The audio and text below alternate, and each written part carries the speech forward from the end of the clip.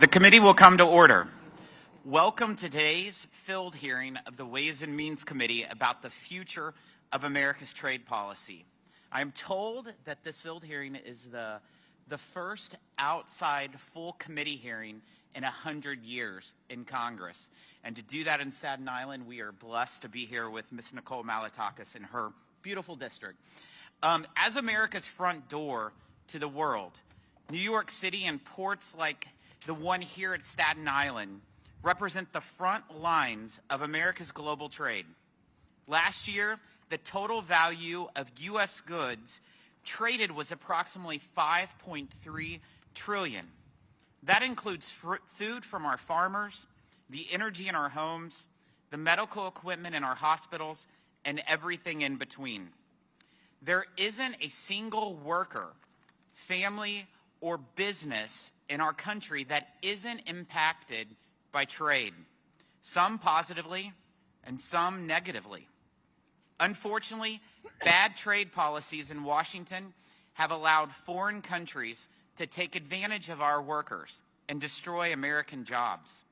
Last year, our trade deficit reached $945 billion, the largest ever.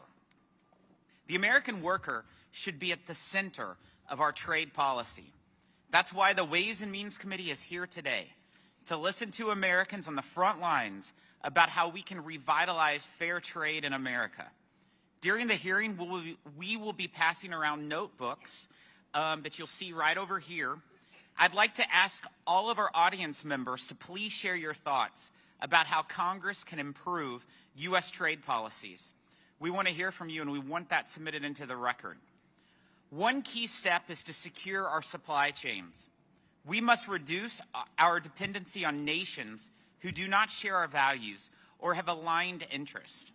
To be clear, a country that cannot supply their own demand for food, energy, and medicine, but instead rely on other nations to fulfill those basic needs, they are no longer independent, but they are politically dependent.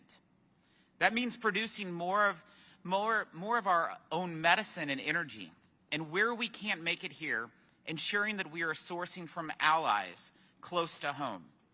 For our food supply, it means making sure our farmers are viable and able to make a living off the land and sell American-grown products without facing non-tariff barriers around the world.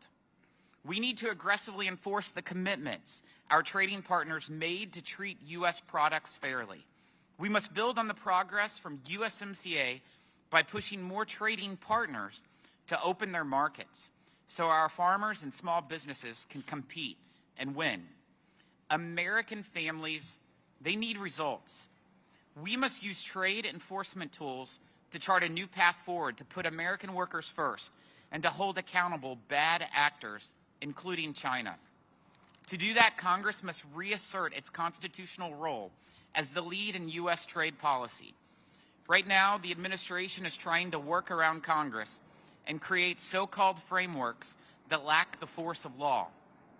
Congress needs to shine a light on China's human rights abuses and predatory trade practices. China is forging ahead with an aggressive trade agenda that cheats America, shapes the global playing field in its favor, and threatens key American supply chains and the livelihoods of American farmers and American workers. What should be now clear to everyone here today is that our country needs is a smart and strategic decoupling from China. Workers and small businesses being harmed by China's unfair trade practices have been overlooked and forgotten for way too long. They expect us to go further and to use the tools at our disposal to level the playing field for workers, farmers, and job creators. We're here to make sure the future of U.S. trade includes their voices. I'd like to introduce our witnesses for today's hearing. Del Heminger is a second-generation owner and operator of Hemdell Farms, Dairy, and Greenhouses in Ontario County. John Atkins, our host today, is the president of